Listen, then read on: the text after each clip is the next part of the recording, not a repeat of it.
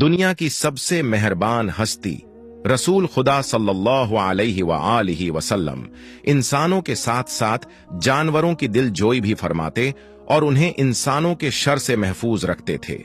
ये ईमान अफरोज मोजज़ा भी एक ऐसे बूढ़े ऊंट से मंसूब है जो अपने मालिक की शरपसंदी से आजिज आकर अल्लाह के रसूल की पनाह में आ गया तो सरकारे दो आलम सल्लल्लाहु अलैहि व आलिहि वसल्लम ने उसकी जान बचाई, जिस पर ऊंट ने अल्लाह के नबी सल्लल्लाहु अलैहि व आलिहि वसल्लम के लिए 4 दुआएं फरमाई। लेकिन उनमें से एक दुआ ऐसी थी जिस पर रसूल अल्लाह सल्लल्लाहु अलैहि व आलिहि वसल्लम आबदीदा हो गए तो सहाबा राजी अल्लाह अन्हुम तड़प उठे थे कि ऐसा क्या माजरा हो गया कि अल्लाह के रसूल सल्लल्लाहु अलैहि व आलिहि वसल्लम की चश्मे मुबारक से आंसू बह निकले। तो नाज़रीन, तफसील जानने के लिए इस वीडियो को मुकम्मल जरूर देखें। हमारे प्यारे नबी सल्लल्लाहु अलैहि व आलिहि वसल्लम का ये मौजिज़ा था कि आप जानवरों से बातें किया करते थे। मौजिज़ा उस चीज को कहते हैं कि पैगंबर के हाथ से ऐसी चीज जाहिर हो जो अकल को आजिज कर दे। हजरत तमीम दारी रजी अल्लाहु अन्हु बयान करते हैं कि हम हजरत मोहम्मद सल्लल्लाहु अलैहि वसल्लम की बारगाह में हाजिर थे कि एक ऊंट भागता हुआ आया और आकर आपके सर ए अनवर के पास खड़ा हो गया, जैसे कान में कुछ कह रहा हो। आप सल्लल्लाहु अलैहि वसल्लम ने फरमाया, ए ऊंट, सुकून में हो जा।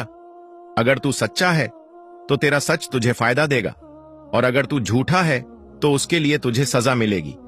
बेशक जो हमारी पनाह में आ जाता है, अल्लाह ताला भी उसे अमान दे देता है, और हमारे दामन में पनाह लेने वाला कभी नामुराद नहीं होता। हमने अर्ज किया, या रसूल अल्लाह, ये ऊंट क्या कह रहा है?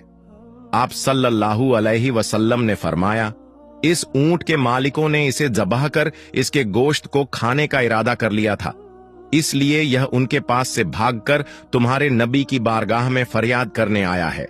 हम अभी इसी बातचीत में मशगूल थे कि उसी वक्त उस ऊंट के मालिक दौड़ते हुए आ गए।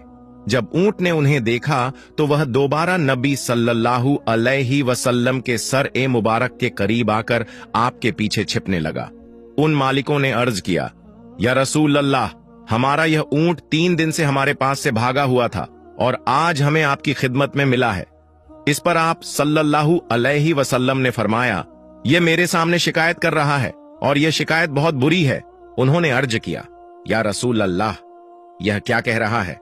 आप सल्लल्लाहु अलैहि वसल्लम ने फरमाया, यह कहता है कि यह तुम्हारे पास कई सालों तक पला बढ़ा।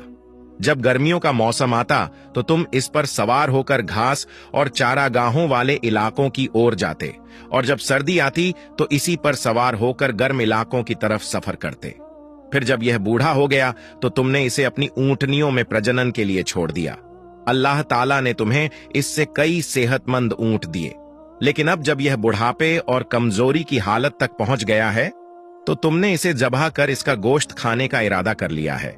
उन्होंने अर्ज किया, खुदा की कसम, या रसूल अल्लाह, यह बात बिल्कुल वैसी ही है जैसी आपने बयान फरमाई। इस पर नबी ए अकरम सल्लल्लाहु अलैहि वसल्लम ने फरमाया, क्या एक अच्छे खिदमत गुजार के साथ उसके मालिकों की तरफ से यही सुलूक होना चाहिए? वे अर्ज करने लगे, या रसूल अल्लाह, अब न हम इसे बेचेंगे और न ही इसे ज़ब्ह करेंगे। आप सल्लल्लाहु अलैहि वसल्लम ने फरमाया, तुम झूठ कहते हो। इसने पहले तुमसे फरियाद की थी, लेकिन तुमने उसकी मदद नहीं की, और मैं तुम सबसे बढ़कर रहम करने वाला हूं।